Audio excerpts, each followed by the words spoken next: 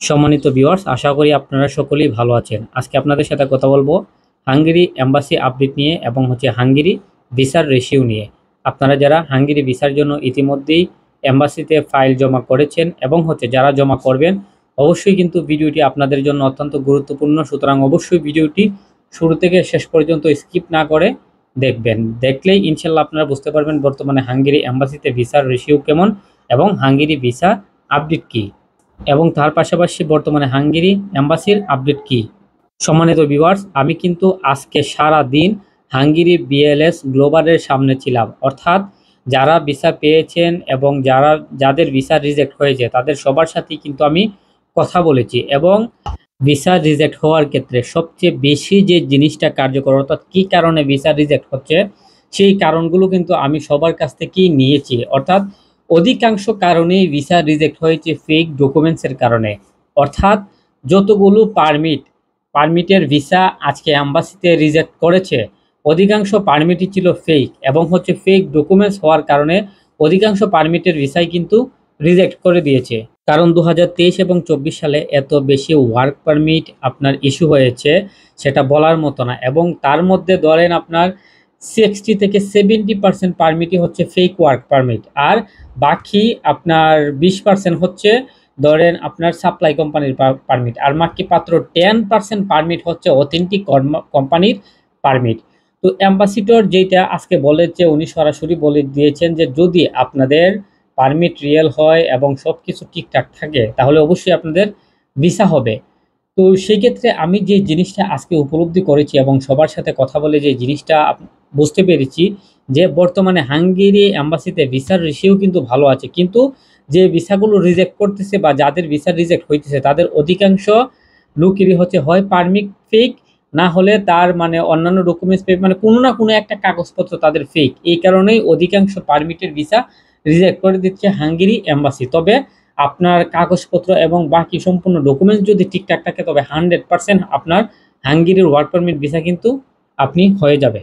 সম্মানিত ভিউয়ার্স, তো আপনারা যারা 2024 সালে এম্বাসি ফেস করবেন এবং ইতিমধ্যেই আপনারা যারা হাঙ্গেরির ওয়ার্ক পারমিট পেয়েছেন, আপনাদের উদ্দেশ্যে একটাই কথা বলবো, সেটা যে আপনার ভিসা আপনার অ্যাপয়েন্টমেন্ট নেওয়ার আগে এবং এম্বাসি ফেস করার আগে অবশ্যই আপনি অন্তত একবার হলেও আপনার ওয়ার্ক পারমিটটি চেক করে নেবেন।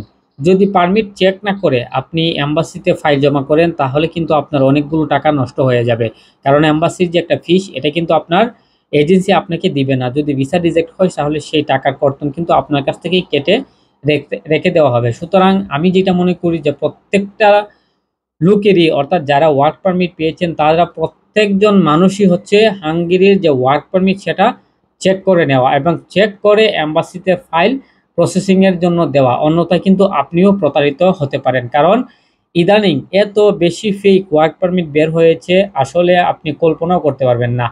আর তার মধ্যেও আপনার যে সবচেয়ে বড় কথা যে আপনার সাপ্লাই কোম্পানির পারমিট কিন্তু ফেক না, সেটা রিয়েল পারমিট। তবে পারমিটটা সাপ্লাই কোম্পানির পারমিট। তো সাপ্লাই কোম্পানির পারমিট হওয়াতে আপনার কিন্তু ওই কোম্পানির পারমিট দিয়ে কখনোই আপনার ওয়ার্ক ভিসা হবে না, সেটা কখনোই সম্ভব না।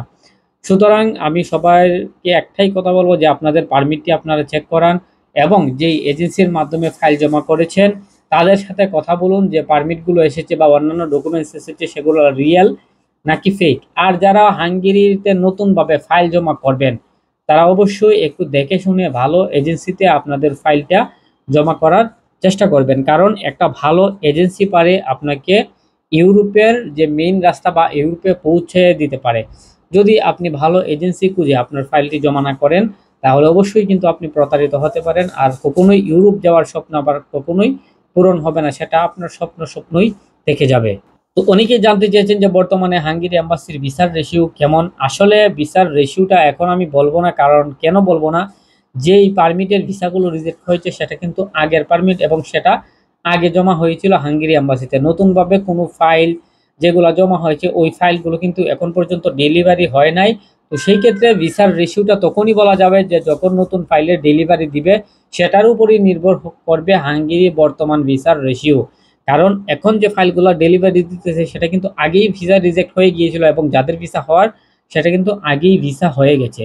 এই জিনিসটা আপনাদের অবশ্যই মাথায় রাখতে হবে। অনেকেই দেখলাম যে বলতেছে ভিসা রেশিও এই না সেই না, ভিসা হচ্ছে না, অধিকাংশ ফাইলেরই আপনার রিজেক্ট করে দিতেছে, বা বিভিন্ন রকম অনেকে কথা বলতেছেন। দেখেন ভাই, যাদের রিজেক্ট করেছে তাদের রিজেক্ট করার কারণ হচ্ছে তাদের পারমিট ফেক। তো ফেক পারমিট দিয়ে তো আপনাকে আর এম্বাসি আপনি ভিসা পাবেন না। তো সেই জিনিসটা তো ভিসার রেশিওর সাথে আপনি তুলনা করতে পারেন না। আপনার পারমিট রিজেক্ট হয়েছে বা আপনার পারমিট ফেক, সে কারণে আপনি ভিসা পান নাই। এই জিনিসটাই হচ্ছে মেন। তো যাদের পারমিট রিয়েল বা সবকিছু রিয়েল, তখন যদি ভিসা রিজেক্ট হয় সেটার উপরেই নির্ভর করবে যে বর্তমানে ভিসার রেশিওর হার কেমন।